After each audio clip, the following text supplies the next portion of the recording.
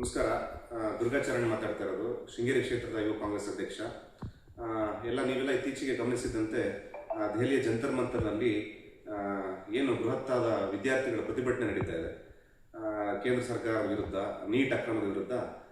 ಅದರ ಬೆಂಬಲಾರ್ಥವಾಗಿ ಹಾಗೂ ವಿದ್ಯಾರ್ಥಿಗಳ ಮೇಲೆ ಅಮಾನುಷವಾಗಿ ಹಲ್ಲೆ ನಡೆಸಿದಂಥ ಪೊಲೀಸರು ಮತ್ತು ಏನು ಪೊಲೀಸರೇ ಅಲ್ದವರು, ನೀವೆಲ್ಲ ಗಮನಿಸಿದ್ದೀರಿ, ಪೊಲೀಸರೇ ಅಲ್ದವರು ಬಂದು ಲಾಠಿ ಹಿಡ್ಕೊಂಡು ವಿದ್ಯಾರ್ಥಿಗಳ ಮೇಲೆ ಅಮಾನುಷವಾಗಿ ಹಲ್ಲೆ ಮಾಡ್ತಾ ಇರೋದು ಅತ್ಯಂತ ಖಂಡನೀಯ.